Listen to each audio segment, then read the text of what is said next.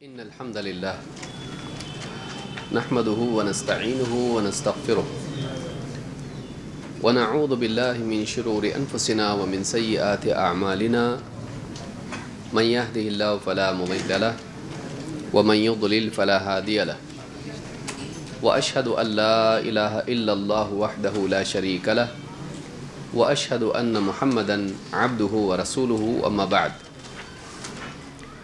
فإن خير الحديث كتاب الله وخير الهدي هدي محمد صلى الله عليه وعلى آله وسلم وشر الأمور محدثاتها وكل محدثة بدعة وكل بدعة ضلالة وكل ضلالة في النار. قال الله تبارك وتعالى ولله الأسماء الحسنى فادعوه بها وذروا الذين يلحدون في أسمائه سيجزون ما كانوا يعملون. میرے محترم دینی بھائیوں، نوجوان ساتھیوں اور قابل احترام ماں اور بہنوں، قواعد اسماء و صفات سے متعلق یہ کورس ہمارا جاری ہے اور پچھلے درس میں قرآن کریم کی اس آیت کے بارے میں کچھ باتیں ہم نے سیکھیں سمجھی. اللہ تعالیٰ نے فرمایا وَلِلَّهِ الْأَسْمَاءُ الْحُسْنَى فَادْعُوهُ بِهَا، کہ اللہ ہی کے لیے خاص ہیں اسماء حسنہ، اچھے اچھے نام. فَادْعُوهُ بِهَا، تو تم اسے انہی ناموں سے پکارو. وَذَرُوا الَّذِينَ يُلْحِدُونَ فِي أَسْمَائِهِ، اور جو لوگ اللہ کے ناموں کے سلسلے میں، ان کے معاملے میں الحاد کی روش اختیار کرتے ہیں، ٹیڑھا راستہ اپناتے ہیں، سَيُجْزَوْنَ مَا كَانُوا يَعْمَلُونَ، انہیں چھوڑ دو، قریب ہے کہ وہ اپنے کیے کی سزا پائیں گے. پچھلے درس میں ہم نے دیکھا کہ قرآن کریم میں اللہ تعالیٰ نے کئی مقامات پر یہ بات کہی ہے کہ اللہ کے اچھے اچھے نام ہیں. ایک نام نہیں، کئی نام ہیں. اور پھر دیکھا کہ اللہ نے حکم دیا ہے فَادْعُوهُ بِهَا، تو تم اللہ تعالیٰ کو انہی ناموں سے پکارو. ہم نے دیکھا کہ اللہ نے خود حکم دیا ہے کہ اللہ کو ان ناموں سے پکارو، تو لفظ دعا یہاں پر آ گیا فَادْعُوهُ بِهَا. پھر ہم نے دیکھا دعا کی دو قسمیں ہیں.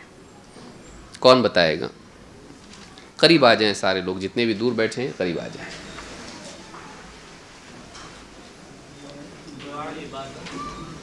دعا العبادہ، دعا المسئلہ. دعا کی دو قسمیں ہیں، ایک ہے دعا العبادہ اور دوسرے ہیں دعا المسئلہ.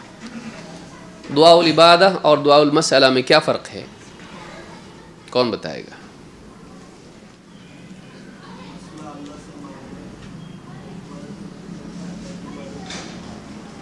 دعا المسئلہ اللہ سے مانگنا ہے، اور دعا العبادہ اللہ تعالیٰ کا ذکر کرنا، اللہ تعالیٰ کو پکارنا، وہ بھی دعا ہی میں آتا ہے. تو اس میں مانگنا نہیں ہوتا ہے، بس اللہ کی حمد و ثنا اور اللہ کی بڑائی کا بیان ہوتا ہے، یا اللہ کو پکارنا ہوتا ہے. جس سے تلبیہ بھی اسی میں آ گیا، اذان بھی آ گیا، اور بہت ساری چیزیں اس میں آتی ہیں. اذان کے علاوہ اقامت بھی آ گئی اس میں.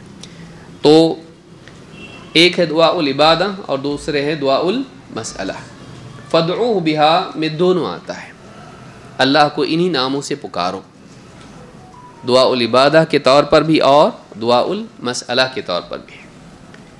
اسی کے ضمن میں ہم نے دیکھا کہ اللہ کے نبی صلی اللہ علیہ وسلم کے زمانے میں ایک شخص نے اللہ کے اسماء حسنہ سے دعا کی، تو آپ نے کہا کہ تم نے اللہ تعالیٰ کو ایسے ناموں سے پکارا اور ایسے ناموں سے دعا کی کہ اللہ تعالیٰ ان ناموں کے ساتھ دعا کرنے والے، ان کے توسل اختیار کرنے والے کی دعا کو قبول کرتا ہے. جو مانگا ہے عطا کرتا ہے اور اس کی دعا کو سنتا ہے. جسے آپ نے فرمایا تھا کہ والذی نفسی بیدہ، اس ذات کی قسم جس کے ہاتھ میں میری جان ہے، لقد دعا اللہ بسمہ العظیم الذي اذا دعی به اجاب وَإِذَا سُئِلَ بِهِ أَعْطَى۔ اس ذات کی قسم جس کے ہاتھ میں میری جان ہے، اس شخص نے اللہ تعالیٰ کے اس عظیم نام کے وسیلے سے اس کو پکارا ہے، اس سے دعا کی ہے کہ جس نام کے ذریعے سے پکارا جائیں تو دعا کو ضرور قبول کرتا ہے اور جو مانگا ہے وہ عطا کرتا ہے۔ وَإِذَا سُئِلَ بِهِ أَعْطَى، جو بھی مانگا ہے وہ دیتا ہے۔ تو یہ بھی ہم نے دیکھا۔ اس کے علاوہ بھی ایک اور حدیث ہم نے اس باب میں دیکھی۔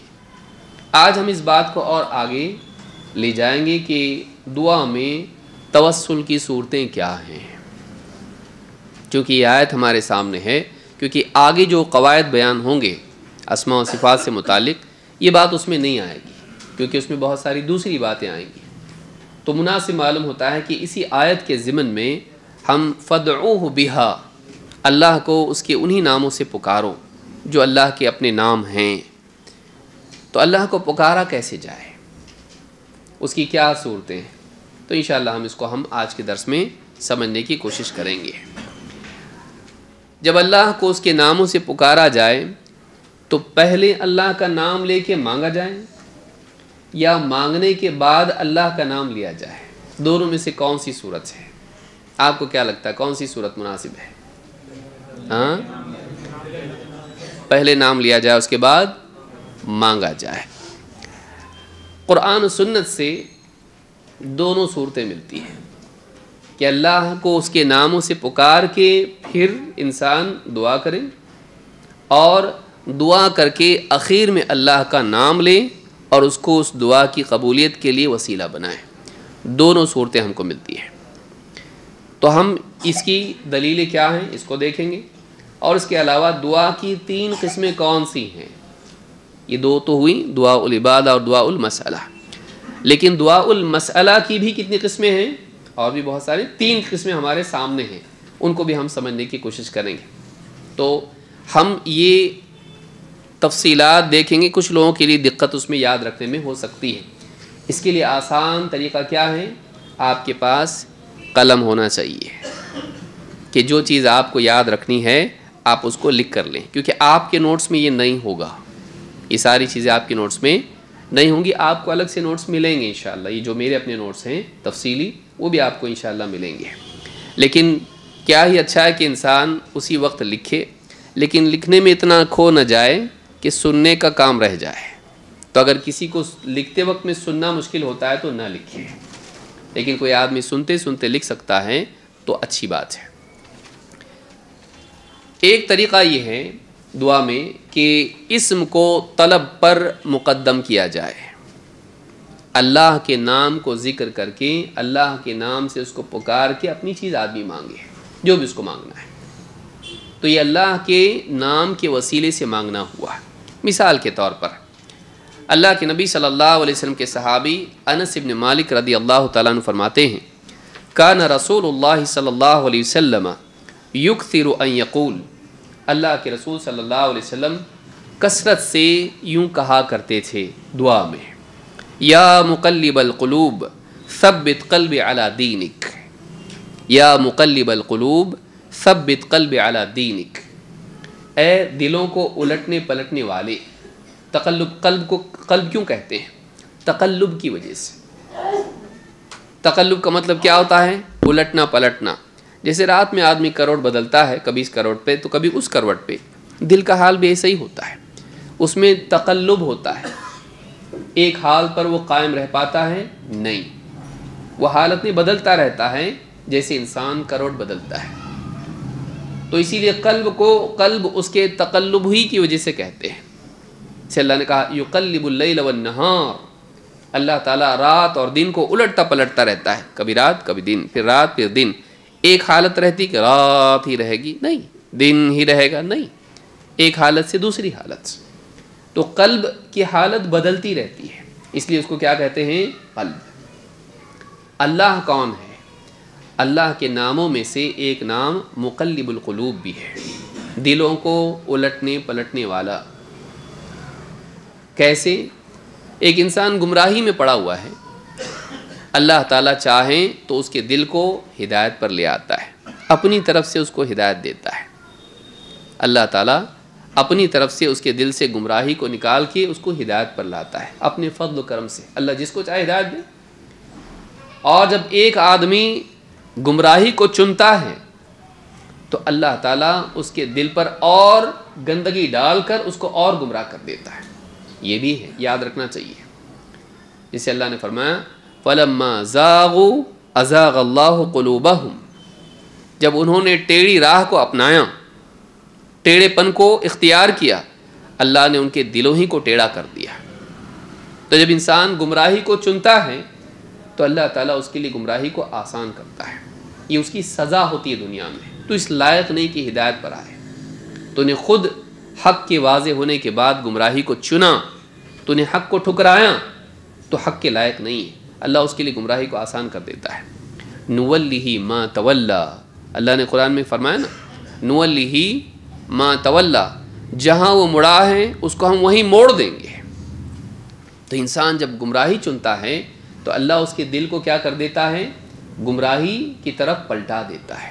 اس کے دل میں ٹیڑھا پن پیدا ہو جاتا ہے جب وہ ٹیڑھے راستے کو اپناتا ہے. یہ بہت بڑی چیز ہے جس کو یاد رکھنا چاہیے. حق کے سامنے آنے کے بعد کبھی بھی اس کا انکار نہیں کرنا چاہیے. بل طبع اللہ علیہا بکفرہم، اللہ نے ان کے دلوں پر طبع، مہر لگا دی ان کے کفر کی وجہ سے. جسے اللہ نے فرمایا فی قلوبہم مرض فزادہم اللہ مرضا، ان کے دلوں میں ایک بیماری تھی پہلے سے. فزادہم اللہ مرضا، ایسا نہیں کہ بیماری نہیں تھی، ٹھیک ٹھاک دل تھے، اللہ نے بیمار کر دیا. اللہ ایسا نہیں کرتا ہے. اچھے دلوں کو اللہ خراب نہیں کرتا ہے. ہدایت کی طرف بڑھنے والے کو اللہ گمراہ نہیں کرتا ہے. وَيَهْدِي إِلَيْهِ مَنْ أَنَابَ، کہ جو اللہ کی طرف بڑھتا ہے اللہ اس کو ہدایت دیتا ہے. وَالَّذِينَ اهْتَدَوْا زَادَهُمْ هُدًى، جو ہدایت کو اپناتے ہیں اللہ ان کی ہدایت کو بڑھاتا ہے. تو اللہ تعالیٰ ہدایت کی طرف آنے والوں کی ہدایت بڑھاتا ہے. لیکن جو لوگ گمراہی کو چنتے ہیں عموماً اللہ کا قاعدہ یہ ہے کہ اللہ تعالیٰ ان کے لیے گمراہی کو آسان کر دیتا ہے. یہ دنیا کی سزا ہوتی ہے. ویسے ہی جیسے کوئی آدمی اونچائی سے چھلانگ لگائے تو کہاں تھا؟ وہ اللہ کا بنایا ہوا قاعدہ ہے. فائدہ ہوتا ہے اس کا، کیا ہوتا ہے اس کا؟ نقصان ہوتا ہے. ہڈی ٹوٹتی ہے، مر بھی جاتا ہے. تو اللہ نے قاعدہ بنایا ہے کہ تو خود کودے گا نیچے کی طرف، نقصان ہوگا تیرا، ہلاک ہوگا تو نیچے کی طرف جانے والے کے لیے ہلاکت ہے. جو گمراہی کو چنتا ہے ایسا انسان نقصان پاتا ہے، اس کا دل بھی ٹیڑھا ہو جاتا ہے. بعض اوقات گناہ کرتے کرتے کرتے کرتے آدمی کے دل پر کالے دھبے اتنے لگ جاتے ہیں کہ پھر ہدایت نہیں مل پاتی ہے. یہ اللہ کا بنایا ہوا قاعدہ ہے. اللہ دلوں کو الٹتا پلٹتا رہتا ہے، کبھی اس حال میں کبھی اس حال میں. تو اللہ کے نبی صلی اللہ علیہ وسلم اللہ تعالیٰ سے دعا کرتے تھے. کان رسول اللہ صلی اللہ علیہ وسلم یکثر ان یقول، کثرت سے آپ دعا کرتے تھے. ساری انسانیت کو ہدایت کی طرف بلانے والا نبی، جس کے بارے میں اللہ تعالیٰ نے خود فرمایا کہ وَإِنَّكَ لَتَهْدِي إِلَى صِرَاطٍ مُسْتَقِيمٍ، اے نبی آپ لوگوں کو صراط مستقیم ہی کی طرف رہنمائی کرتے ہو، ہدایت دیتے ہو، راہ بتاتے ہو. لیکن وہ نبی خود اپنے بارے میں کیا کریں؟ آپ دعا کرتے تھے یا مقلب القلوب ثبت قلبی علی دینک، اے دلوں کو الٹنے پلٹنے والے، ثبت قلبی علی دینک، میرے دل کو اپنے دین پر جمائے رکھ. ہم کو بھی دعا مانگنی چاہیے اور یاد کرنی چاہیے. یاد کریں گے اس کو، بہت سو کو تو یاد ہوگی انشاءاللہ. یا مقلب القلوب، یہاں پر جب بھی یا کہا جاتا ہے تو اگلے نام پر زبر لگتا ہے. یاد رکھیں گے اس کو.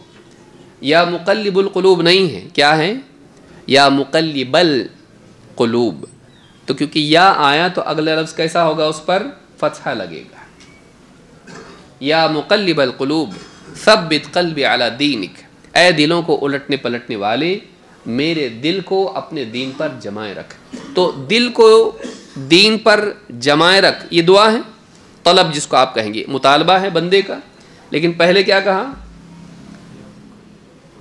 دلوں کو الٹنے پلٹنے والا. تو مناسب دعا اس کے بعد کیا ہے؟ اے اللہ میرے دل کو ہدایت سے گمراہی کی طرف نہ جانے دے، میرے دل کو دین پر جمائے رکھ کہ وہ ایک حال پر جمع رہے، میرے بس میں نہیں ہے، یہ تو کر سکتا ہے کہ میرے دل کو جمائے رکھے۔ لیکن نام کیا ذکر کیا یہاں پر؟ رب العالمین کہا، بلکہ نام کیا کہا؟ دلوں کو الٹنے پلٹنے والا۔ ابن تیمیہ رحمۃ اللہ نے کہا یہ بھی اللہ کے ناموں میں سے جس میں اضافت کا پہلو پایا جاتا ہے، جیسے ارحم الراحمین ہے، خیر الرازقین ہے، ایسے بھی نام اللہ کے ہیں جو صرف ایک لفظ میں نہیں ہے، جس میں اضافت پائی جاتی ہے۔ رحم کرنے والوں میں سب سے بہتر رحم کرنے والا، رزق دینے والوں میں سب سے بہتر رزق دینے والا، دلوں کو الٹنے پلٹنے والا، یہ بھی اللہ کا نام ہے۔ تو کہا اے دلوں کو الٹنے پلٹنے والے، میرے دل کو اپنے دین پر جمائے رکھ۔ تو ایک ادب یہ بھی معلوم ہوتا ہے کہ جب آدمی اللہ سے دعا کرے اور اللہ کے ناموں کے وسیلے سے دعا کرے، اللہ کو کسی نام سے پکارے، اتنے سارے نام ہیں، تو ان ناموں میں آدمی اپنی حاجت کے مطابق نام سے اللہ کو پکارے۔ آگے ہم اس کو بھی دیکھیں گے انشاءاللہ۔ تو یہ پہلی بات، اس حدیث کو امام احمد اور ترمذی نے روایت کیا ہے، اور سنن ترمذی میں حدیث نمبر 2140 پر روایت موجود ہے اور حدیث صحیح ہے۔ شیخ الالبانی نے اس کو صحیح کہا ہے۔ دعا کی 3 قسمیں ہیں۔ ایک ہے دعا، دوسرے ہے استغاثہ، اور تیسرا ہے استعاذہ۔ تھوڑے بڑے بڑے لفظ ہیں لیکن سیکھنے میں کیا جاتا ہے؟ ہاں، فزکس کیمسٹری بایولوجی میں بہت کچھ سیکھے آپ لوگ، اس کا اپنا فائدہ ہے دنیا کا، یہ دین ہے۔ بعض اوقات آدمی تھوڑا سا مشکل ہونے لگے نا بھاگ جاتا ہے۔ بھاگیں گے آپ لوگ؟ سرٹیفکیٹ نہیں ملے گا۔ اللہ ہم سب کو آنے کی توفیق دے اور باقی رہنے کی توفیق دے۔ دلوں کو الٹنے پلٹنے والا اللہ ہمارے دل کو جمائے رکھے دین کے علم پر، دین کا علم حاصل کرنے، اس کے مطابق جینے پر۔ دعا کی 3 قسمیں ہوتی ہیں۔ ایک تو جس کو ہم دعا کہتے ہیں، یہ عام ہے، اس کے نیچے ساری دعائیں آتی ہیں، دعا العبادہ، دعا المسئلہ۔ پھر دعا المسئلہ میں مانگنے کی قسمیں کئی ہیں۔ ایک تو عام دعا ہے جس میں آدمی خیر مانگتا ہے اور شر سے پناہ مانگتا ہے، دعا میں سب آ جاتا ہے۔ اے اللہ اچھی زندگی دے، اے اللہ بری زندگی سے بچا، اچھی موت دے، بری موت سے بچا، اے اللہ حلال رزق دے، حرام سے بچا، اے اللہ دین پر چلنے کی توفیق دے، بے دینی سے بچا۔ آدمی دونوں مانگ رہا ہے۔ تو یہ پورا کا پورا کس میں آتا ہے؟ دعا میں آتا ہے، مانگنا۔ لیکن مانگنا 2 طرح کا ہوتا ہے، جیسا ابھی آپ نے سنا، ایک اچھا مانگنا، دوسرا برے سے بچاؤ مانگنا۔ یہ بھی تو ہوتا ہے نا، یہ اللہ کامیاب کر، ناکام مت کر، ہدایت دے، گمراہ مت کر۔ اسی لیے آپ سورۃ الفاتحہ میں بھی دیکھتے ہیں، کیا ہے اس میں؟ اہدنا الصراط المستقیم صراط الذین انعمت علیہم غیر المغضوب علیہم ولا الضالین۔ مانگنا دونوں طرح سے ہوتا ہے۔ تو عمومی طور پر جو بھی آدمی مانگتا ہے وہ دعا کی کیٹیگری میں آتا ہے، حتیٰ کہ اللہ کو پکارنا بھی جس میں مانگنا نہ ہو وہ سب دعا میں آتا ہے۔ لیکن دعا میں کچھ ایسی بھی چیزیں ہیں کہ آدمی چاہتا ہے کہ اللہ اس سے بچا، مصیبت سے بچنا، مصیبت سے نجات پانا۔ اس کی 2 قسمیں ہیں، ایک کو کہتے ہیں استغاثہ اور دوسرے کو کہتے ہیں استعاذہ۔ ہمارے پاس بورڈ نہیں ورنہ لکھ کے بتاتا میں۔ استغاثہ اور استعاذہ۔ استغاثہ کیا ہے؟ جو مصیبت نازل ہو چکی ہے یا سامنے ہے، بندہ اللہ سے دعا کرے، اے اللہ اس مصیبت میں جس میں میں ہوں، اے اللہ مجھ کو نجات دے دے۔ جیسے طوفان میں آدمی ہو اور اللہ سے فریاد کرے، اس کو کیا کہیں گے؟ استغاثہ۔ آلریڈی وہ مصیبت میں ہے اور اللہ سے چاہ رہا ہے کہ اللہ اس مصیبت سے مجھ کو نجات دے۔ اس کو کیا کہتے ہیں عربی زبان میں؟ قرآن میں بھی ہے، یہ آگے آئے گا، یہ استغاثہ اس کو کہتے ہیں۔ اسی پر سے لفظ آپ کو سننے آیا ہوگا غوث۔ اب سمجھ میں آ رہا ہے؟ تو غوث جو لفظ ہے اس کو کہتے ہیں جو مصیبت سے بچائے، بگڑی بنا دے، تو نیا پار لگا دے۔ تو ایک آدمی جب مصیبت میں ہوتا ہے، جس کو پکارتا ہے کہ وہ اس کو مصیبت سے نکال دے، تو اس عمل کو کیا کہتے ہیں؟ استغاثہ۔ اللہ سے نجات طلب کرنے کے لیے فریاد کرنا اس مصیبت میں جس میں وہ ہے، یا واقعی وہ آنے والی سامنے پڑی ہوئی ہے، ابھی آ جائے گی۔ دوسرا استعاذہ ہوتا ہے کہ ابھی مصیبت آئی نہیں، آ سکتی ہے، یا لگتا ہے آئے گی، اور نہیں بھی لگتا ہے لیکن آئی تو۔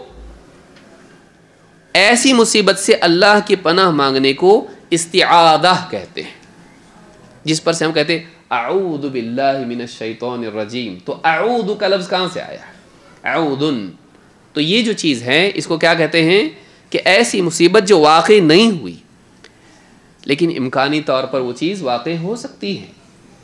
تو ایک انسان چاہے وہ کتنی دور کیوں نہ ہو، آدمی اللہ تعالیٰ سے اس مصیبت سے پناہ مانگے، اے اللہ مصیبت آئے ہی نہیں مجھ پر، اس کو کیا کہتے ہیں؟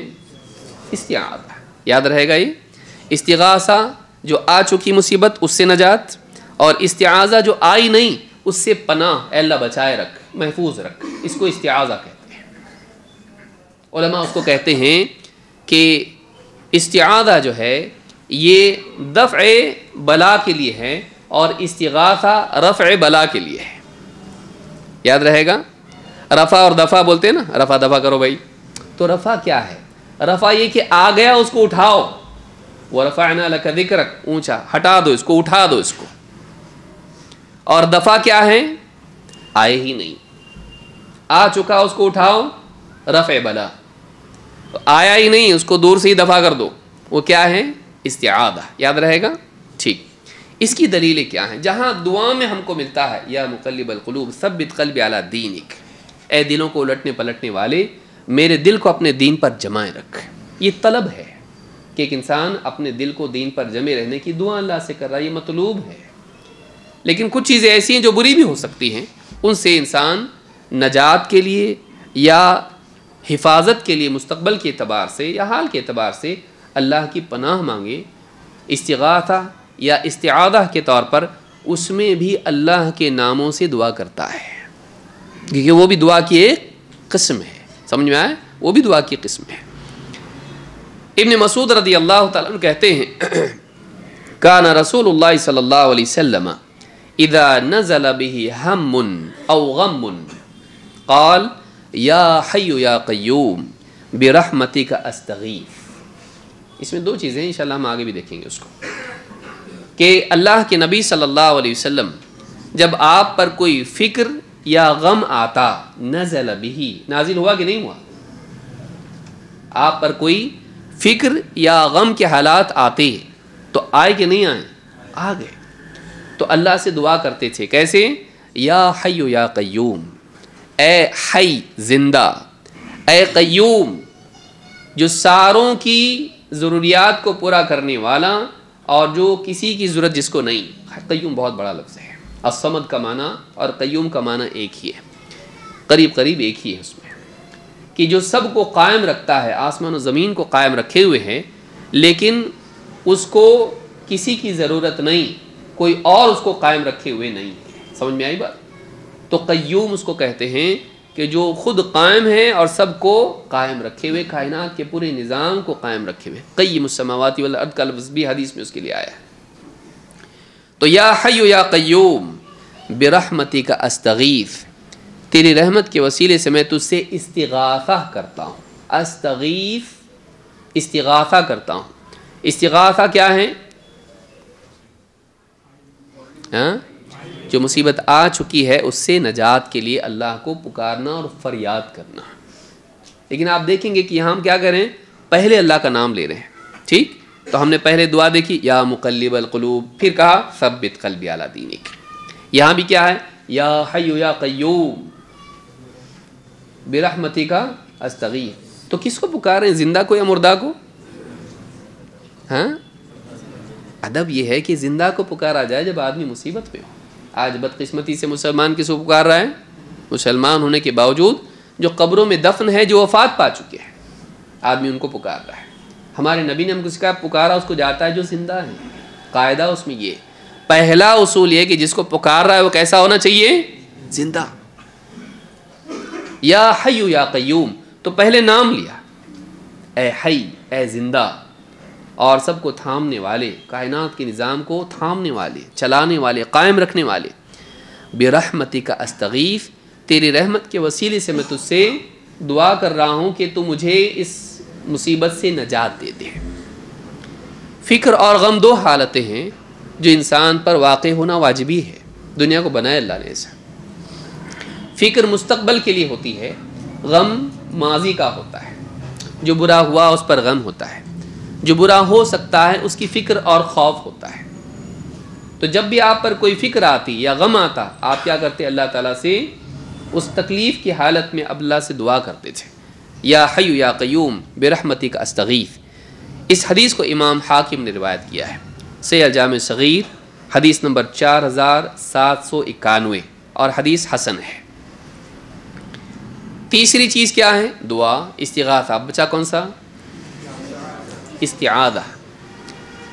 عابس ابن عابس الجہنی کہتے ہیں ان رسول اللہ صلی اللہ علیہ وسلم قال له، اللہ کے رسول صلی اللہ علیہ وسلم نے ان سے کہا، یا ابن عابس، اے ابن عابس، یہ صحابی ہیں، اے ابن عابس، الا اخبرک بافضل ما تعوذ به المتعوذون، کیا میں تمہیں نہ بتاؤں وہ تعوذ جو سارے تعوذ کرنے والے جس سے کرتے ہیں تعوذ اس سے سب سے بہتر ہے، اللہ کی پناہ مانگنے والے کلمات میں سب سے بہترین کلمات ہیں، کیا میں تجھ کو سب سے بہترین تعوذ نہ سکھاؤں؟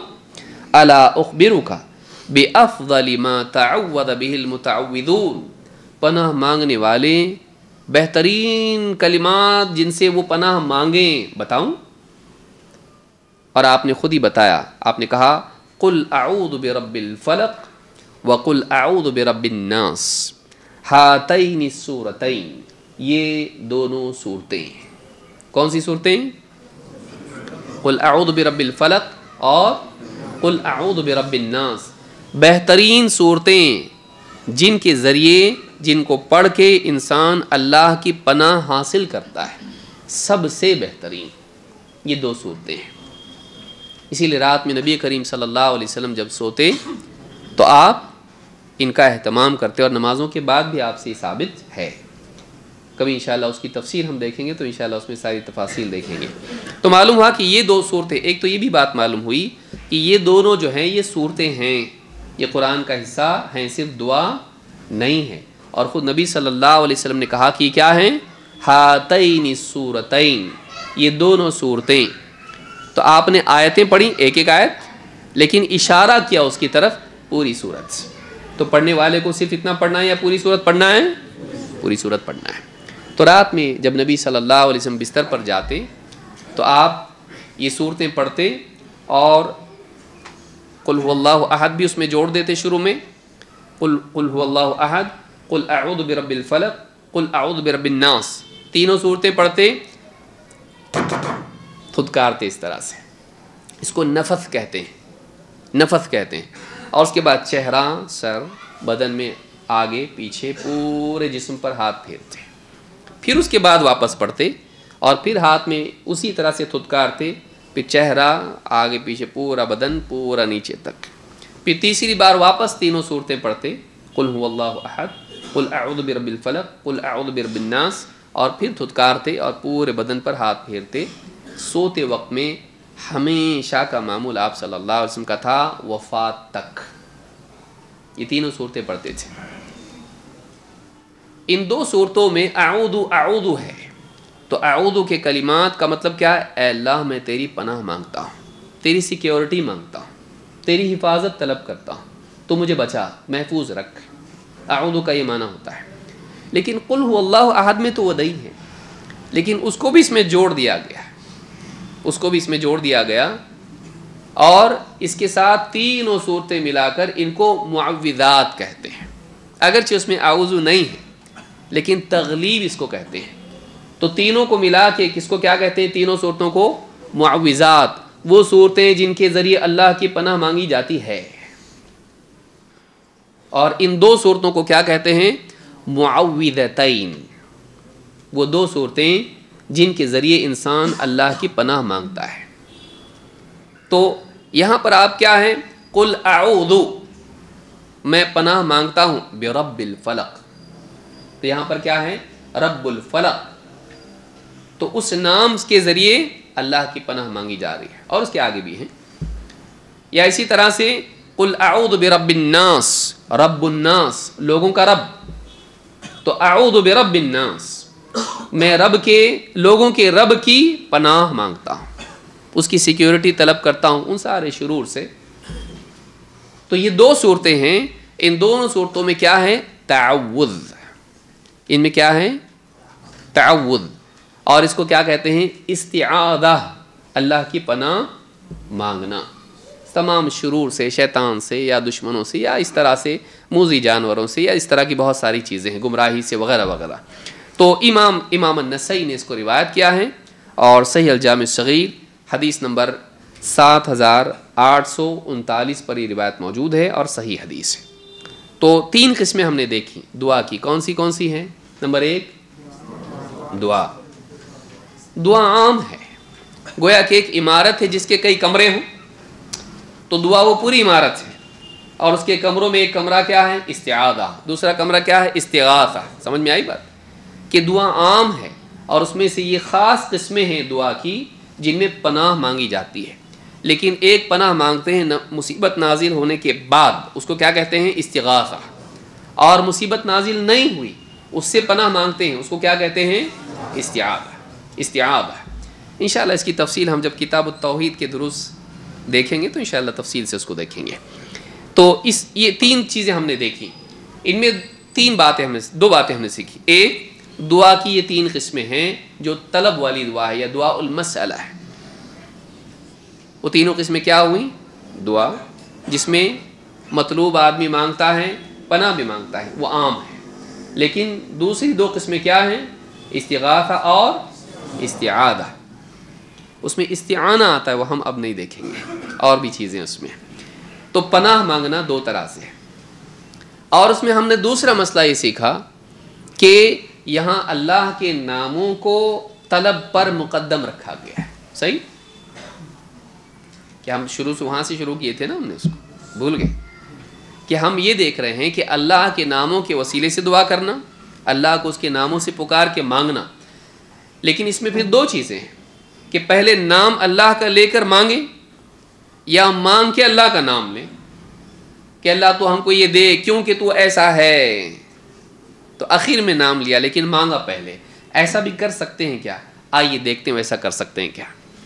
طلب کو اللہ کے نام پر مقدم رکھنا، پہلے مانگنا پھر اللہ کا نام لینا. اس کی بھی دلیل ہم کو سنت سے ملتی ہے. اور یہ دعا آپ لوگ پڑھتے ہیں لیکن آپ کو شاید یاد نہیں ہے. اللہ کے نبی صلی اللہ علیہ وسلم کے صحابی، ساری امت میں سب سے افضل اور پہلے خلیفہ ابو بکر صدیق رضی اللہ تعالیٰ عنہ کہتے ہیں، انہوں نے اللہ کے رسول صلی اللہ علیہ وسلم سے عرض کیا انہ قال لرسول اللہ صلی اللہ علیہ وسلم علمنی دعاء ادعو به فی صلاتی. اے اللہ کے رسول مجھے ایک دعا آپ سکھا دیں کہ میں اپنی نماز میں وہ دعا کروں، وہ دعا پڑھوں. مجھے ایسی دعا سکھائیے جو میں نماز میں اس کو پڑھوں. تو آپ نے کہا قال قل اللہم انی ظلمت نفسی ظلما کثیرا. یاد آ رہا؟ سب کو یاد ہے نا؟ معلوم ہے لیکن معلوم نہیں کہ معلوم ہے. اللہم انی ظلمت نفسی ظلما کثیرا. اے اللہ میں نے اپنے آپ پر بہت سارے ظلم کیے ہیں. ظلم کیے ہیں یعنی بہت ساری غلطیاں گناہ کیے ہیں. ظلم ہوتا ہے وہ اللہ کے حکم کی خلاف ورزی ہو جائے، وہ کیا ہے؟ اپنے اوپر ظلم ہے، کیونکہ اپنے آپ کو عذاب کے لیے، اس کے نقصان کے لیے آدمی نے اس کے انجام کے لیے تیار کر لیا، پیش کیا، تو اپنے اوپر ظلم ہے وہ. اللہم انی ظلمت نفسی ظلما کثیرا. اے اللہ میں نے اپنے آپ پر ظلم کر لیا ہے، بہت سا ظلم. ولا یغفر الذنوب الا انت. اور اے اللہ تیرے سوا کوئی ہے تو نہیں جو گناہوں کی مغفرت کرے. تیرے سوا اور کوئی نہیں ہے جو گناہوں کی مغفرت کرے. فاغفر لی مغفرۃ من عندک. تو اے اللہ تو اپنی طرف سے میری مغفرت کر دے، تو اپنی طرف سے میری مغفرت کر دے، تو خود ہی میری مغفرت کر دے کیونکہ تیرے سوا کوئی مغفرت کرنے والا نہیں ہے. وارحمنی. اور اللہ مجھ پر رحم بھی کر. صرف گناہوں کی مغفرت مت کر بلکہ مغفرت کے ساتھ ساتھ مجھ پر رحم فرما، انک انت الغفور الرحیم، اس لیے کہ یقیناً تو بڑا مغفرت کرنے والا، رحم کرنے والا ہے۔ اب یہاں کیا ہوا؟ نام کون سے ہیں؟ کون سے نام آئے اس میں؟ الغفور، دوسرا الرحیم۔ مانگ کیا رہے ہیں؟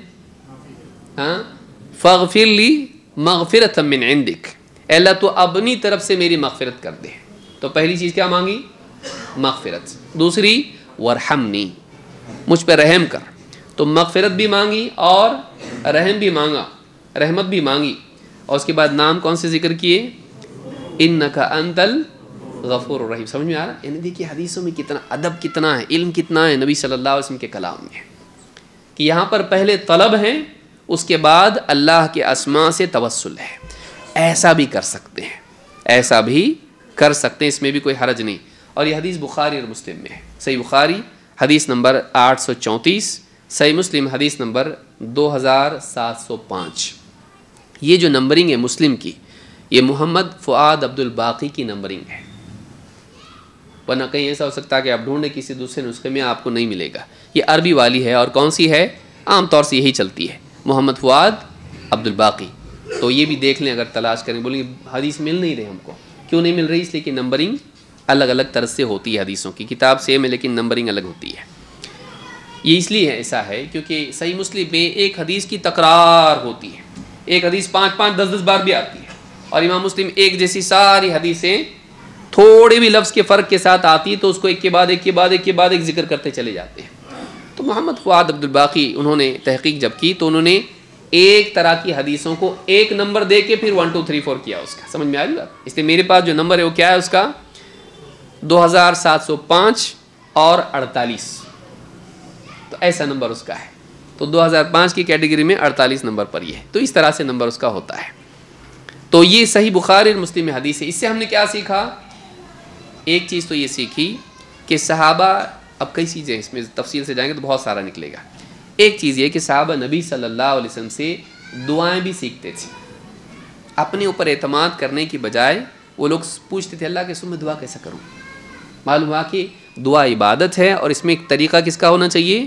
نبی کا۔ تو آپ سے زیادہ بہتری کیا، ہم سے بہتر کون دعا سکھا سکتا ہے ہم کو؟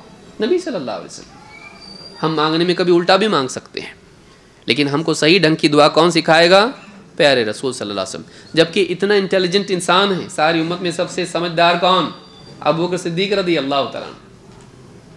سب سے پہلے ایمان لانے والی سمجھداری کی علامت سب سے پہلے پہچانے، اور آپ کے ساتھ ہر جگہ شریک رہے، ہر جگہ موجود رہے، ہجرت میں ہو یا اس طرح سے جنگوں کا معاملہ ہو یا جو بھی معاملات ہو، وفات کے وقت سب سے صحیح سنبھلے ہوئے انسان۔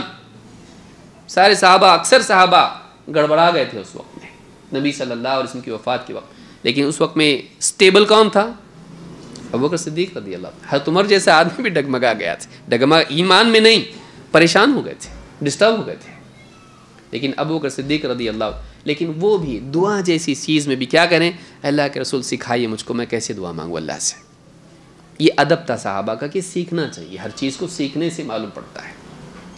اپنے اوپر اعتماد نہیں کیا، آپ صلی اللہ علیہ وسلم سے سیکھا، ایک چیز یہ ملی۔ دوسری بات اس میں ملتی ہے کہ اس میں کہا کہ دعا کے الفاظ کیا ہیں؟ اللہم انی ظلمت نفسی ظلما کثیرا، پہلے اپنی کوتاہی کا اعتراف ہو، میں غلطی کیا ہوں اللہ، میں مجرم ہوں، میں نے غلطی کی ہے۔ اللہ کے سامنے اپنے جرم کا اعتراف اس جرم کی معافی کے لیے بہتر سبب ہے۔ آدم علیہ السلام کو آپ دیکھیے کیا کیا انہوں نے؟ ربنا ظلمنا انفسنا، کہا نا اس طرح سے، پہلا انسان، پہلے نبی، اے اللہ ہم نے اپنی جانوں پہ بہت ظلم کر لیا، اپنے جرم کا اعتراف، ماننا ہاں میں نے غلطی کی ہے۔ پھر ولا یغفر الذنوب الا انت، اللہ کی عظمت کا اعتراف کہ اللہ تیرے سوا کوئی گناہوں کی مغفرت کر نہیں سکتا ہے، میں کیوں تجھ کو پکار رہا ہوں؟ کیونکہ تو ہی گناہوں کو بخش سکتا ہے۔ پھر اللہ سے اس کے بعد کیا ہے؟ طلب، اپنی غلطی کا اعتراف، اللہ کی عظمت کا اقرار، اور اس کے بعد مطالبہ، فاغفر لی مغفرۃ من عندک، اپنی طرف سے میری مغفرت کر دے، اے اللہ تو مجھ پر رحم کر۔ کیوں؟ انک انت الغفور الرحیم، اس لیے کہ تو غفور الرحیم ہے۔ تو نام اینڈ میں آئے اور مانگا پہلے.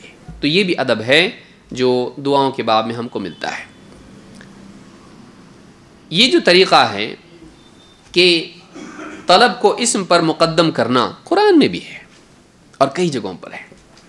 کچھ جگہ ہم اس میں سے دیکھیں گے. مثلا سورۃ البقرہ آیت نمبر 128 اللہ تعالیٰ نے ابراہیم علیہ السلام کی دعا ذکر کی. ربنا وجعلنا مسلمین لک ومن ذریتنا امة مسلمة لک. اے اللہ، اے ہمارے رب، ہم کو اپنا فرما بردار بنا لے، ہم دونوں کو مسلمین لک. مسلمین دو مسلمان، دو فرما بردار. کون کون؟ ابراہیم علیہ السلام اور ان کے بیٹے اسماعیل علیہ السلام. کعبہ کی تعمیر کے وقت کی دعا ہے. ربنا وجعلنا مسلمین لک. اے ہمارے رب، ہم دونوں کو تو اپنا فرما بردار بنا لے. ومن ذریتنا امة مسلمة لک. اور ہماری اولاد میں سے بھی اے اللہ ہماری اولاد کو بھی تو تیرا فرما بردار بنا لے. وَأَرِنَا مَنَاسِكَ. اب دیکھیے اپنے لیے مانگ رہے تو اپنی اولاد کے لیے بھی، اگلی نسل کے لیے بھی مانگ رہے ہیں. وَأَرِنَا مَنَاسِكَنَا. اور اے اللہ تو ہم کو عبادت کے مناسک سکھا دے. حج اور دوسرے سارے معاملات اس میں آ گئے. مناسک، منسک، عبادت کا طریقہ. اور وَأَرِنَا مَنَاسِكَنَا. اے اللہ تو ہم کو عبادت کا صحیح طریقہ سکھا دے. وَتُبْ عَلَيْنَا. اور تو ہماری توبہ قبول کر لے، یا تو ہماری طرف پلٹ آ، ہماری طرف متوجہ ہو. وَتُبْ عَلَيْنَا. ہماری توبہ، ہمارے رجوع کو قبول کر، ہمارے تیری طرف پلٹ آنے کو قبول کر، ہمارے دل کے تیری طرف لپکنے کو تو قبول کر. وَتُبْ عَلَيْنَا. توبہ کا معنی رجوع ہوتا ہے، پلٹنا. وَتُبْ عَلَيْنَا. آگے کیا ہے؟ إِنَّكَ أَنْتَ التَّوَّابُ الرَّحِيمُ. اس لیے کہ تو کیا ہے؟ التواب ہے، الرحیم ہے. تب علینا. توبہ اللہ سے کیا کریں؟ اللہ ہماری توبہ قبول کر، ہمارے رجوع کو قبول کر. اور اللہ کا نام کون سا لے رہے ہیں؟ انک انت التواب الرحیم. تو بڑا توبہ قبول کرنے والا اور رحم کرنے والا ہے. تو نام اخیر میں آیا، دعا پہلے آ رہی ہے. سورہ صاد میں آیت نمبر 35. کئی مقامات ہیں قرآن میں، میں کچھ مقامات بتا رہا ہوں تاکہ آپ کی مانگنے میں بھی آسانی رہے کہ چلو دعائیں بھی مل رہی ہیں اپنے کو قرآن سے. اور یہ سب نبیوں کی دعائیں ہیں.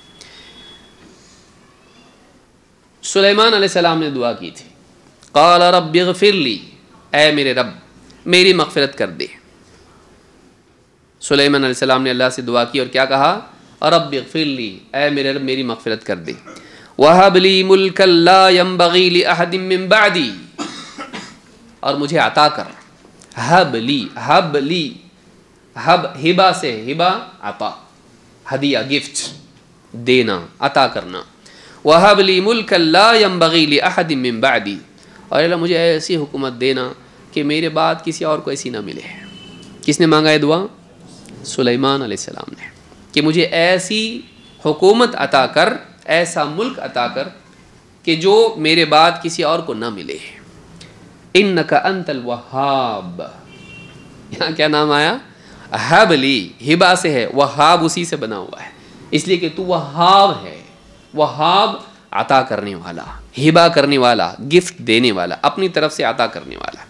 تو حب لی کہا اور آگے کیا کہا؟ انک انتل، دینے والا تو ہی ہے، تو مجھ کو دے. یہ سلیمان علیہ السلام کی دعا ہے. نبی کریم صلی اللہ علیہ وسلم کو اللہ نے دعا سکھائی. کیا کہا؟ وَقُلْ رَبِّ اغْفِرْ وَارْحَمْ. اور اے نبی آپ کہیے، اے میرے رب میری مغفرت کر اور مجھ پر رحم فرما. وَأَنْتَ خَيْرُ الرَّاحِمِينَ. اور تو سارے رحم کرنے والوں میں سب سے بہتر رحم کرنے والا ہے. ماں بھی تو اپنی اولاد پر رحم کرتی ہے، ایک عام انسان، اور ہم سے بھی مطالبہ ہے ارحموا من فی الارض یرحمک من فی السماء. تم زمین والوں پر رحم کرو، آسمان والا تم پر رحم کرے گا. سارے رحم کرنے والوں میں سب سے بہتر رحم کرنے والا کون؟ تو اب دعا کیا کر رہے ہیں؟ اللہ نے کیا دعا سکھائی؟ وَقُلْ رَبِّ اغْفِرْ وَارْحَمْ. تو مطالبہ پہلے ہیں اور اللہ کا نام بعد میں آ رہا ہے کہ اے میرے رب مجھ پر میری مغفرت کر اور مجھ پر رحم فرما، اس لیے کہ تو خیر الراحمین ہے، سارے رحم کرنے والوں میں سب سے بہتر رحم کرنے والا. सूरत अल-मुमिनून आयत नंबर 118। हमको दुआ सिखाई गई और नेक लोगों की दुआ बताई गई कि अल्लाह के नेक बंदे अल्लाह से दुआ करते हैं। कैसे? रब्बना ला तुज़िग़ क़ुलूबना बअद इज़ हदैतना, ऐ हमारे रब, हमारे दिलों को हिदायत दे देने के बाद इन्हिराफ की तरफ जाने मत दे। ज़ैग़ का मतलब होता है, ज़ाग़ा होता है टेढ़ा जाना, डिविएशन जिसको आप कहते हैं, जिसको उर्दू ज़ुबान में इन्हिराफ कहते हैं। टेढ़ा जाना, सीधा जाने की बजाय टेढ़ा जाना, मुनहरिफ हो जाना, मुड़ना। रब्बना ला तुज़िग़ क़ुलूबना बअद इज़ हदैतना, ऐ हमारे रब, हमारे दिलों को टेढ़ेपन की तरफ जाने मत दे, जबकि तूने हिदायत दे चुका है, जबकि तूने हमारे दिलों को हिदायत दे चुका है।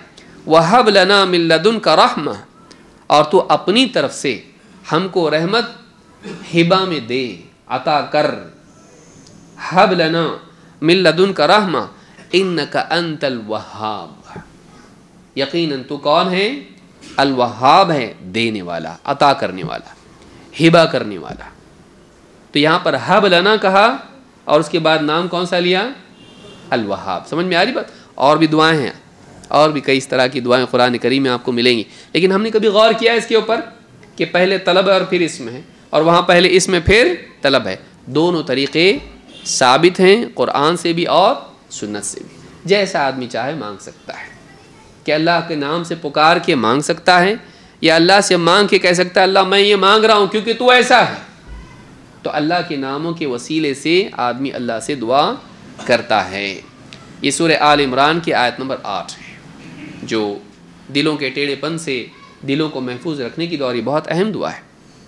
अबू बकर सिद्दीक़ रज़ी अल्लाह ताला अन्हु के बारे में है कि मगरिब की तीसरी रकत में पढ़ते थे, मगरिब की तीसरी रकत में ये पढ़ते थे, रब्बना ला तुज़िग़, ये जो आयत है इसको पढ़ते थे। इमाम मालिक ने अपनी मुअत्ता में इसको ज़िक्र किया और उसकी सनद सही है। तो ये हमने सीखा कि अल्लाह के नामों के वसीले से अल्लाह से दुआ करना, फ़दऊहु बिहा, जो अल्लाह ने कहा कि अल्लाह के नामों से अल्लाह को पुकारो, उससे दुआ करो, उसका ये तरीक़ा है, जिसमें दुआ है और इस्तिग़ासा है और इस्तिआदा है। फिर उसमें नाम को भी मुक़द्दम कर सकते हैं तलब पर, और तलब को मुक़द्दम कर सकते हैं नाम पर। यहाँ पर एक सवाल पैदा होता है कि क्या अल्लाह की सिफ़ात के वसीले से भी दुआ कर सकते हैं? क्योंकि अल्लाह के जितने नाम हैं, आगे तफसील उसकी आएगी इंशाअल्लाह, वो सारे नाम बेमाना तो नहीं हैं, वो अल्लाह की कोई ना कोई सिफ़त ज़ाहिर करते हैं। तो क्या अल्लाह की सिफ़ात के वसीले से भी दुआ की जा सकती है? क्योंकि अल्लाह ने क्या कहा? अल्लाह के नामों से दुआ करो।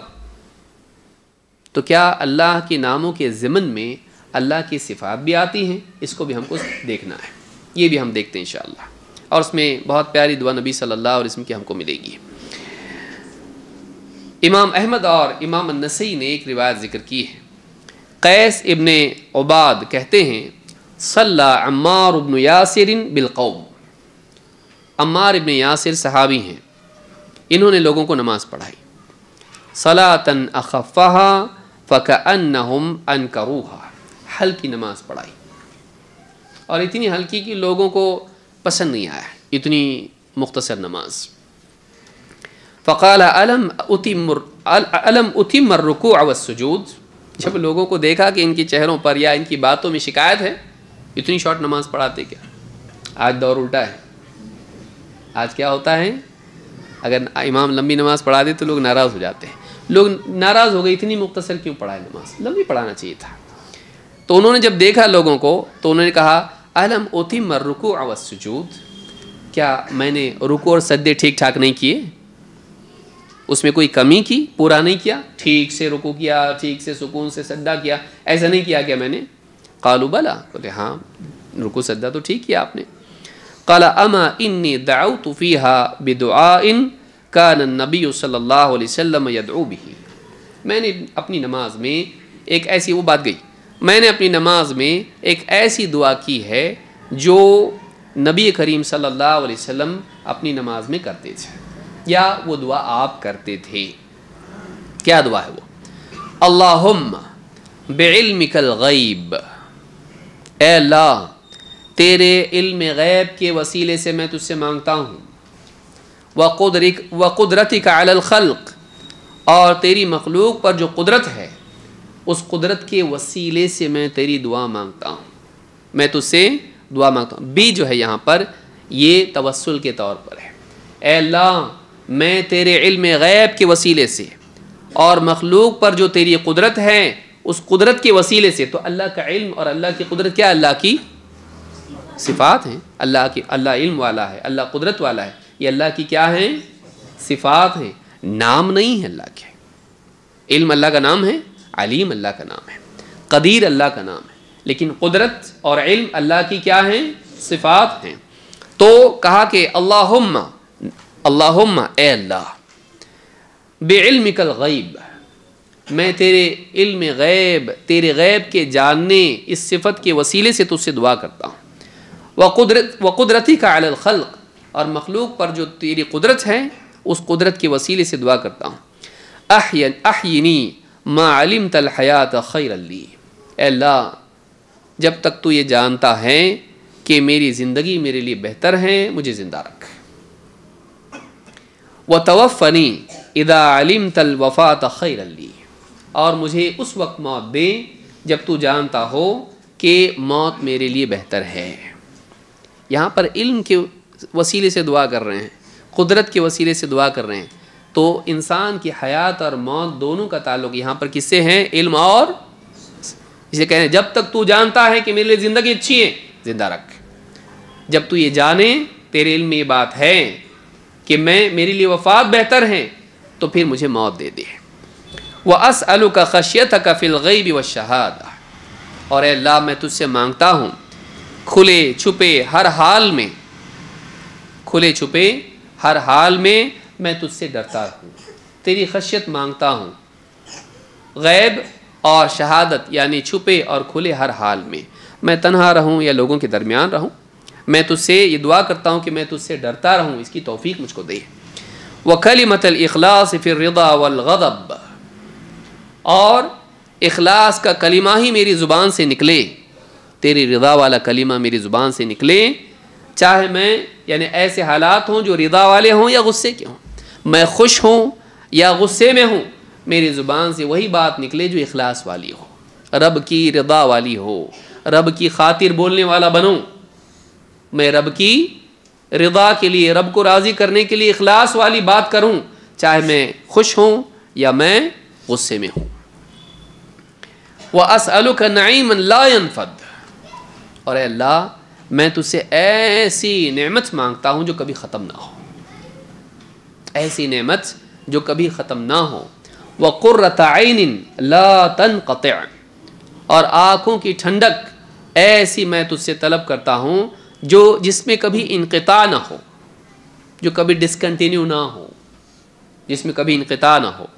وَأَسْأَلُكَ الرِّضَى بِالْقَضَاءِ، اور اللہ میں تجھ سے مانگتا ہوں الرضا بالقضاء، تیرا جو بھی فیصلہ ہو، تکلیف کا، راحت کا، کامیابی کا، ناکامی کا، خوشی کا، غم کا، میری زندگی میں تو جو بھی فیصلہ کرے، اے اللہ میں تجھ سے دعا کرتا ہوں کہ مجھے اس سے راضی ہونے کی توفیق دے دے، تیرے ہر فیصلے پر راضی ہونے کی توفیق دے. وَبَرْدَ الْعَيْشِ بَعْدَ الْمَوْتِ، اور موت کے بعد ایک دم راحت والی، ٹھنڈک والی زندگی دے، عذاب والی نہیں، جہنم والی نہیں، بلکہ ایسی زندگی دے جس میں ٹھنڈک ہو موت کے بعد، جنت والی زندگی. وَلَذَّةَ النَّظَرِ إِلَى وَجْهِكَ، اور اللہ میں تجھ سے مطالبہ کرتا ہوں کہ تو مجھے تیرے چہرے کی طرف دیکھنے کا موقع اور نعمت عطا کر، اس کی لذت عطا کر. معلوم ہے اس کی بھی لذت ہوگی، اور لذت کتنی ہوگی؟ جب جنتی اللہ کو دیکھیں گے تو جنت کی نعمتیں کتنی اعلیٰ ہیں، جس کی تعریف خود اللہ نے کی ہے. والآخرۃ خیر وابقیٰ، زیادہ بہتر، زیادہ باقی رہنے والی آخرت. لیکن اللہ کے نبی صلی اللہ علیہ وسلم فرماتے ہیں کہ جب جنتی اللہ کا دیدار کریں گے تو جنت کی نعمتوں کا ان کو ہوش ہی نہیں رہے گا. وہ نعمت اتنی اعلیٰ ہوگی، اس کی لذت اتنی زیادہ ہوگی کہ کہ باقی ساری نعمتوں سے ان کا ذہن ہٹ جائے گا، اتنی اعلیٰ نعمت ہے۔ وَلَذَّةَ النَّظَرِ إِلَى وَجْهِكَ، اور اللہ تیرے چہرے کے دیدار کی لذت مجھ کو نصیب کر۔ وَالشَّوْقَ إِلَى لِقَائِكَ، اور اے اللہ تجھ سے ملاقات کا شوق مجھ کو نصیب کر، یعنی مرتے وقت میں ایسی حالت میرے دل میں پیدا کر کہ تیری ملاقات کا شوق ہو، اور مرنے کے ساتھ خاص نہیں ہے یہ، بلکہ تیری ملاقات کا شوق میرے دل میں پیدا کر۔ لیکن حدیث حضرت عائشہ کی بھی ایک آئی ہے کہ مومن جب موت کے وقت میں اللہ سے ملاقات کا شوق رکھتا ہے تو اللہ بھی اس سے ملاقات کو پسند کرتا ہے۔ وَأَعُوذُ بِكَ مِن ضَرَّاءَ مُضِرَّةٍ، اور اے اللہ میں تیری پناہ مانگتا ہوں ایسی مصیبت سے جو انسان کو نقصان پہنچائے، اس کے دین کو نقصان پہنچائے، اس کو بے صبرا کر دے، شکایت والا بنا دے، گمراہی کی طرف لے جائے۔ وَفِتْنَةٍ مُضِلَّةٍ، اور ایسی آزمائش سے میں تیری پناہ مانگتا ہوں جو بھٹکا دے، جو گمراہی کی طرف لے جائے۔ تو ایسی مصیبت سے میں تجھ سے پناہ مانگتا ہوں، تیری پناہ مانگتا ہوں جو مجھے بگاڑ دے، میرے صبر کو خراب کر دے۔ مصیبت میں کیا مطلوب ہے؟ صبر۔ علماء نے کہا یہاں مراد کیا ہے؟ ضراء مضرہ کا مطلب ہے ایسی مصیبت سے بچا جس میں میں بے صبرا ہو کے شکایت کرنے لگوں اور بگڑ جاؤں۔ اور وہ فتنۃ المضلہ، اور اے اللہ ایسی آزمائش مجھ پر مت ڈال جو مجھے گمراہ کر دے۔ آزمائش میں یا تو آدمی نکھرتا ہے یا تو بکھرتا ہے، یا تو کامیاب ہوتا ہے یا ناکام ہو جاتا ہے۔ اے اللہ ایسی آزمائش دے مت جس میں بگڑ جاؤں، گمراہ ہو جاؤں۔ اللہم زیننا بزینت الایمان، اے اللہ ہم کو ایمان کی زینت سے مزین کر، ہماری خوبصورتی کو ایمان کی خوبصورتی سے بڑھا۔ وجعلنا ہداۃ مہتدین، اور اے اللہ ہم کو لوگوں کی رہنمائی کرنے والا اور ہدایت پانے والا بنا۔ ہداتم مہتدین، مہتد ہدایت پانے والا، تو ہم کو ایسے رہنما بنا جو ہدایت پر قائم رہے، جو ہدایت پا کر رہنمائی دینے والے ہوں، تو ہم کو ہداتم مہتدین بنا۔ امام احمد اور نسائی نے اس کو روایت کیا ہے۔ کیسی دعا ہے یہ؟ اللہ کے نبی صلی اللہ علیہ وسلم کی دعاؤں کی اپنی ایک شان ہے۔ صحابی کہتے ہیں نماز مختصر پڑھی لیکن دعا کیا نا میں اس میں، اتنی اچھی دعا کہ تم لوگ شکایت کرتے میری۔ کون ہے یہ صحابی؟ صحابی کون ہے؟ ہاں، تو امام احمد نے اور نسائی نے اس کو روایت کیا ہے، اور سنن النسائی حدیث نمبر 1306، اور حدیث صحیح ہے۔ میں نے پوری دعا ذکر کی جس کے شروع میں کیا ہے؟ اللہم بعلمک الغیب وقدرتک علی الخلق، کہ اے اللہ میں تیرے علم غیب کے وسیلے سے اور مخلوق پر تیری جو قدرت ہے اس کے وسیلے سے، تو یہ دونوں کیا اللہ کی صفات ہیں، تو دعا میں اللہ کی صفات کا بھی وسیلہ اختیار کیا جا سکتا ہے۔ سمجھ میں آئی بات؟ تو یہ ہم نے اس میں سیکھا۔ بلکہ استغاثہ میں بھی کر سکتے ہیں ایسے، جیسے 3 گئے تھے نا، پھر 3 پہ آ رہے ہیں ہم لوگ واپس۔ 3 قسمیں کون سی دعا کی؟ دعا، استغاثہ اور استعانہ، تینوں کو دیکھا ہم نے۔ اب اس میں بھی ہم دیکھیں گے کہ اللہ کی صفات میں بھی اس طرح سے کیا جا سکتا ہے، تو اللہ کی صفات کے وسیلے سے استغاثہ بھی کر سکتے ہیں۔ یہ تو دعا دیکھی ہم نے۔ دعا کے بعد کس کا نمبر ہے؟ استغاثہ۔ انس بن مالک رضی اللہ عنہ کہتے ہیں، اور یہ دعا گزر چکی ہے لیکن دوسرے انداز میں، وہ صحابی دوسرے ہیں، یہ صحابی دوسرے ہیں۔ کہتے ہیں کہ قال رسول اللہ صلی اللہ علیہ وسلم لفاطمہ رضی اللہ عنہا، اللہ کے رسول صلی اللہ علیہ وسلم نے حضرت فاطمہ رضی اللہ تعالیٰ عنہ سے کہا، ما یمنعکی ان تسمعی ما اوصیک بہ، تمہیں کیا رکاوٹ ہے اس چیز سے کہ تم وہ بات سنو جس کی میں تم کو وصیت کر رہا ہوں۔ یہ انداز ہے عربی زبان میں کا کہ تمہارے لیے کیا رکاوٹ ہے، سنو۔ تو ما یمنعکی ان تسمعی ما اوصیک بہ، تمہارے لیے کیا رکاوٹ ہے اس بات کے سننے میں جو میں تم سے وصیت کے طور پر کہہ رہا ہوں۔ ان تقولی اذا اصبحتی و امسیتی، جب تم صبح کرو اور جب تم شام کرو تو اس میں یہ کلمات کہو۔ تمہارے لیے کیا مشکل ہے؟ تمہارے لیے کوئی مشکل نہیں ہے۔ یا حی یا قیوم برحمتک استغیث، اے حی، حی کا مطلب زندہ، اور قیوم خود قائم، سب کو قائم رکھنے والا، کسی کا محتاج نہ ہو، سب اس کے محتاج ہوں۔ برحمتک استغیث، برحمتک استغیث، تو میں تیری رحمت کے وسیلے سے تجھ سے استغاثہ کرتا ہوں، تجھ سے مصیبتوں سے نجات مانگتا ہوں۔ کس کے وسیلے سے؟ نام تو پکار رہے ہیں، وہ تو آ ہی گیا اس میں، لیکن یہاں استغاثہ کس کے وسیلے سے ہے؟ با جو آ رہا ہے یہاں پر، بے رحمتک استغیث، میں تیری رحمت کے وسیلے سے تجھ سے کیا کرتا ہوں؟ استغاثہ کرتا ہوں۔ اصلح لی شأنی کلہ، میرے حال کو تمام تر بہتر کرتے ہیں۔ میری زندگی کے کئی آسپیکٹ ہیں، ہیلتھ کا معاملہ ہے، فائنینشیل معاملہ ہے، فیملی میٹر ہیں، اور کئی میرے زندگی کے یعنی احوال ہیں، شأن ہیں، شؤون ہیں۔ میری زندگی کے تمام احوال کو تو درست کر دے۔ اصلح لی شأنی کلہ، میری زندگی کے سارے احوال کو، شؤون کو تو کیا کر، ان کو ٹھیک ٹھاک کر دے، معاشی حالات کو صحیح کر دے، صحت والے حالات کو صحیح کر دے، تعلقات والے معاملات کو، سیاسی معاملات کو، اور بھی دینی معاملات کو، سارے معاملات کو تو کیا کر، ٹھیک ٹھاک کر دے۔ وَلَا تَكِلْنِي إِلَى نَفْسِي طَرَفَةَ عَيْنٍ، اے اللہ پلک جھپکنے کے بقدر بھی مجھے اپنے حوالے مت کر، خود میرے حوالے مجھ کو کر دے مت، تو مجھے بچائے رکھ، تو میرے حالات کو درست کرتا رہے، تو میری حفاظت کرتا رہے، مجھے پلک جھپکنے کے بقدر بھی میرے حوالے مت کر کہ تو تیرا سنبھال لے۔ نہیں، میں اپنے آپ کو نہیں سنبھال سکتا، میں کچھ بھی نہیں کر سکتا تیری مدد کے بغیر۔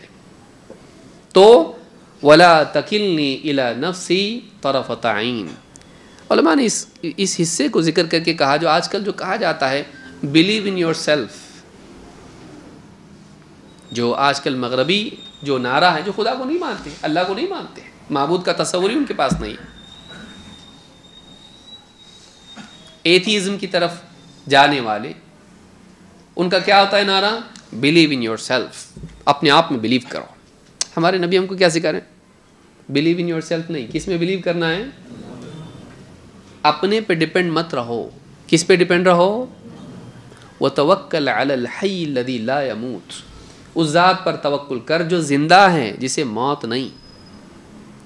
تو ہم اللہ پر اعتماد کرتے ہیں، تو نبی صلی اللہ علیہ وسلم اللہ سے دعا کیا کریں؟ اے اللہ پلک جھپکنے کے بقدر بھی مجھے میرے حوالے مت کر، میں نہیں سنبھال پاؤں گا اپنے آپ کو، میں اپنے آپ کو نہیں سنبھال پاؤں گا، تو مجھے سنبھال سکتا ہے۔ اسی لیے ساری دعا کر رہے ہیں کہ اصلح لی شأنی کلہ، میرے سارے احوال کو درست کر دیں، ولا تکلنی الی نفسی طرفۃ عین، اور پلک جھپکنے کے بقدر بھی مجھے میرے حوالے مت کر۔ الی نفسی میری ذات، میرا نفس، نفس وہ نفس امارہ کی بات نہیں ہو رہی یہاں پر، یہ پورا میرے حوالے کر دیا، تو تیرا سنبھال لے، نہیں، جس میں وہ بھی آتا ہے، نفس امارہ بھی آتا ہے، لیکن اصل یہ کہ تیری ذات، تیرا وجود مجھے میرے حوالے مت کر اللہ، کہ میں اپنے آپ کو سنبھالوں، میں نہیں سنبھال سکتا اپنے آپ کو۔ امام البزار نے اس کو روایت کیا ہے، اور امام النسائی نے الکبریٰ میں، امام حاکم نے المستدرک میں، اور امام البیہقی نے شعب الایمان میں اس کو روایت کیا ہے۔ صحیح ترغیب و ترہیب میں حدیث نمبر 661 پر یہ حدیث موجود ہے، اور حدیث صحیح ہے۔ تو یہ بھی ہم کو ذکر ملتا ہے، اس میں کیا ہے؟ استغاثہ کر رہے ہیں، کس سے؟ اللہ کی، کس سے؟ کون سی صفت؟ رحمت۔ برحمتک استغیث، مزید اس میں زیادہ بات یہ ملتی ہے کہ اس میں اللہ کے نام کے وسیلے سے بھی دعا ہے، اللہ کو اس کے نام سے پکارا جا رہا ہے، یا حی یا قیوم، تو یہ بھی ہے، اور جمع دوسرا بھی ہو گیا اس کے ساتھ۔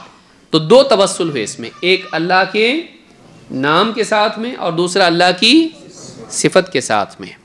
تو دونوں توسل ایک جگہ جمع کرنا بھی نبی صلی اللہ علیہ وسلم کی دعاؤں سے ہم کو ملتا ہے۔ یا حی یا قیوم برحمتک استغیث، تیری رحمت کے وسیلے سے میں تجھ سے دعا کرتا ہوں۔ تو یہاں با جو ہے یہ توسل کے طور پر ہے، ہم رحمت کو پکار رہے ہیں کہ اللہ کو پکار رہے ہیں؟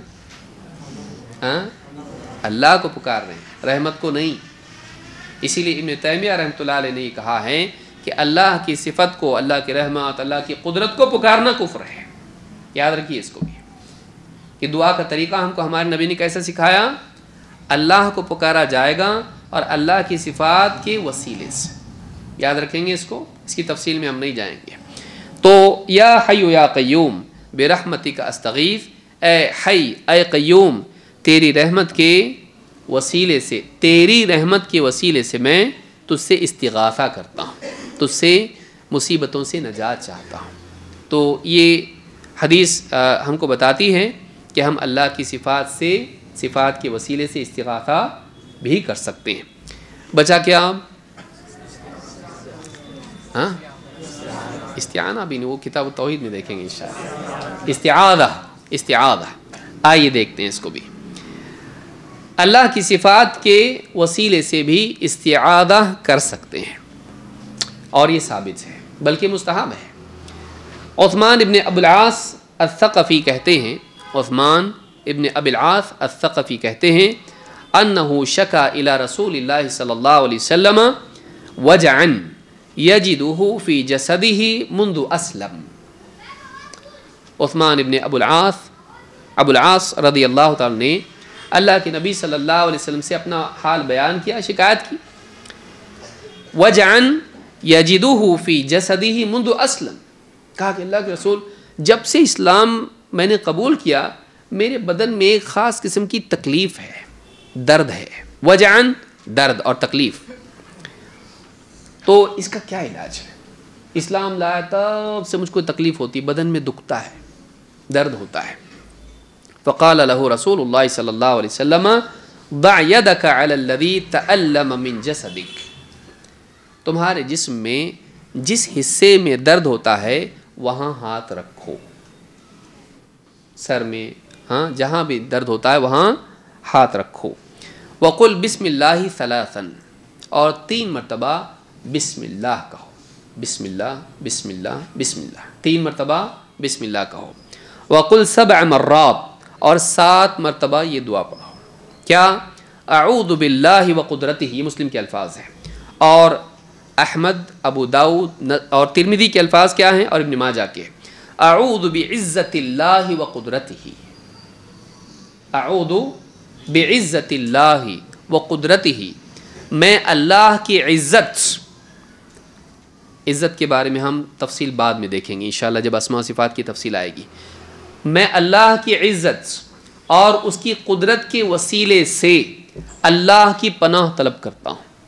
اعوذ بعزت اللہ وقدرتہ من شر ما اجد واحاذر، اس چیز کے شر سے اللہ کی پناہ مانگتا ہوں جو میں اپنے بدن میں محسوس کرتا ہوں اور جس سے میں ڈرتا ہوں، بچنا چاہتا ہوں۔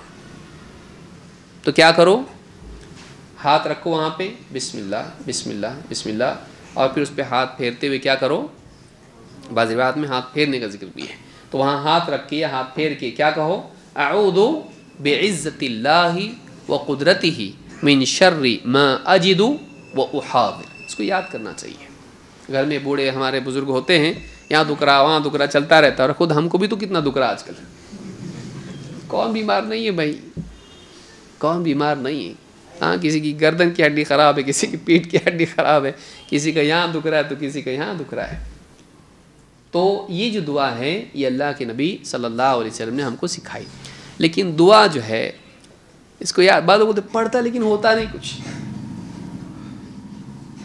ابن قیم رحمۃ اللہ علیہ نے بہت اچھے سے اس کو سمجھایا ہے اپنی کتاب الداء والدواء میں، جہاں تک مجھ کو یاد ہے۔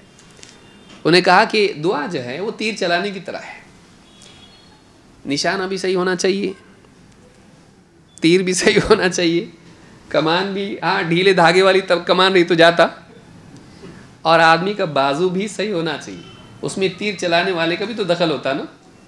ہاں کبھی انشاءاللہ تفصیل سے اس کو ہم سمجھنے کی کوشش کریں گے جو انہوں نے کلام ذکر کیا اس میں، تو دعا کرنے والے کا بھی دخل ہوتا ہے اس میں۔ جیسے تیر کا معاملہ ہے کہ چاہے کتنی اچھی کمان ہو، کتنا اچھا سیدھا تیر ہو، لیکن چلانے والا آڑا تیڑا کہیں بھی چلا رہا تو جاتا تیر صحیح، یا بالکل دم ہی نہیں اس کے اندر تو تیر جائے گا نہیں. تو اس میں بازو کا اور انسان کے نشانے کا بھی دخل ہوتا ہے. اسی لیے بہت ساری دعائیں ضائع ہو جاتی کیونکہ دعا کرنے والا صحیح نہیں رہتا. اسی لیے حدیث میں بھی کیا ہے, اللہ تعالیٰ غفلت والے لاپرواہ دل کی دعا قبول نہیں کرتا, جو بس رسمی کلمات کہہ رہا ہے لیکن دل اس میں بالکل بھی نہیں ہے اور یقین کا نام نہیں اس میں. اگر ایسا ہو تو نہیں, یقین کے ساتھ اللہ تعالیٰ سے ایسی دعا کرو وَأَنْتُمْ مُوقِنُونَ بِالْإِجَابَةِ, دعا کی قبولیت کا یقین تمہارے دلوں میں ہونا چاہیے. تو دعا کرنے والے کا بھی دخل ہوتا ہے. تو یہ دعا کریں جب بھی ہم اس طرح کے اذکار کا اہتمام کریں, پورے دل کے یقین کے ساتھ کریں, پورے دل کے یقین کے ساتھ کریں. تو صحابی کہتے ہیں جب یہ دعا انہوں نے سیکھی نبی صلی اللہ علیہ وسلم سے, ابو داؤد, ترمذی وغیرہ کے الفاظ ہیں, کہتے ہیں فَفَعَلْتُ ذَلِكَ. صحابہ کے پاس کیسا تھا, سمعنا وَأَطَعْنَا, بیچ میں کچھ نہیں تھا اور ڈاؤٹ کرنے والے لوگ تھے وہ نہیں, وہ یقین والے لوگ تھے. کہتے ہیں فَفَعَلْتُ ذَلِكَ فَأَذْهَبَ اللَّهُ عَزَّ وَجَلَّ مَا كَانَ بِي. میں نے جیسا بتایا تھے ویسا کیا. جو تکلیف اسلام لایا تھا تب سے اب تک تھی, چلی گئی. تو اللہ یہ نہیں کہا چلی گئی اپنے آپ, بلکہ کیا کہا فَأَذْهَبَ اللَّهُ عَزَّ وَجَلَّ مَا كَانَ بِي. جو تکلیف مجھے تھی اللہ تعالیٰ نے اس تکلیف کو کیا کر دیا, ہٹا دیا. عمل کیا تو اللہ نے مجھے شفا دے دی. فَلَمْ أَزَلْ آمُرُ بِهِ أَهْلِي وَغَيْرَهُمْ. اور جب سے میں نے دعا سیکھی ہے میں اپنے گھر والوں کو بھی حکم دیتا ہوں کہ ایسا کرو, دوسروں کو بھی بولتا ہوں ایسا کرو. تو میں خود اس کا گواہ ہوں کہ مجھے اس سے فائدہ ہوا. یہ صحابی کہہ رہے ہیں, ہم لوگ کچے ہیں, لیکن صحابی کیا کہہ رہے ہیں کہ میں نے اس کو کیا اور اس سے مجھ کو فائدہ ہوا, تو میں خود بھی اس کا اہتمام کرتا ہوں, دوسروں کو بھی اس کا حکم دیتا ہوں, اور گھر والوں کو بھی اس کی تاکید کرتا ہوں. امام ابو داؤد, ترمذی اور اسی طرح سے امام احمد نے اس کو روایت کیا ہے اور یہ حدیث صحیح ہے. سنن ابی داؤد حدیث نمبر 3891. تو اس سے کیا معلوم ہوا کہ اللہ کے اسماء اور اس کے صفات دونوں کے وسیلے سے اللہ سے دعا کر سکتے ہیں. نمبر 1 یاد رہے گا, یہ ہم نے کیا سیکھا اس پوری آیت کے ضمن میں. نمبر 2, دعا میں بنیادی طور پر کتنی قسمیں ہیں, پہلے سے آ رہا میں, کتنی قسمیں ہیں دعا کی, کتنی قسمیں ہیں, دعا العبادہ اور دعا المسئلہ. دعا المسئلہ کی 3 قسمیں ہیں. ایک تو خود دعا جس کو آپ کہیں, اور جو عام دعا ہے جو شامل ہے سب کے لیے. اس کے علاوہ استغاثہ اور استعانہ, اس میں بھی دعا میں بھی, استغاثہ میں بھی اور استعاذہ میں بھی اللہ کے اسماء سے بھی اور اللہ کی صفات کے توسل سے بھی دعا کر سکتے ہیں. یہ ساری چیزیں ہم نے اس میں دیکھی. پھر یہ بھی دیکھا نمبر 3 کہ اللہ کے اسماء و صفات سے دعا کرنے میں اللہ کے اسماء کو مقدم کر کے طلب مانگ سکتے ہیں جو مانگنا ہے, اور مانگ کے اللہ کے نام ذکر کرنا یہ بھی ثابت ہے. یاد رہے گا یہ سب کچھ. تو یہ ساری چیزیں ہم نے آج کے درس میں سیکھی. اللہ رب العالمین دین کا علم حاصل کرنے کی ہم سب کو توفیق دے اور اس کے مطابق عمل کرنے کی بھی توفیق عطا فرمائیں. آنے والے درس میں ہم اس سے آگے کی بات دیکھیں گے کہ الحاد کے بارے میں کیا ہے, اور پھر قواعد ہم ایک ایک کر کے سیکھنے کی کوشش کریں گے کہ اسماء و صفات سے متعلق کیا قواعد ہیں. اللہ رب العالمین ہم سب کے آنے کو قبول فرمائیں اور ہمیں مزید توفیق عطا فرمائیں. اقول ھذا واستغفر اللہ لی ولکم.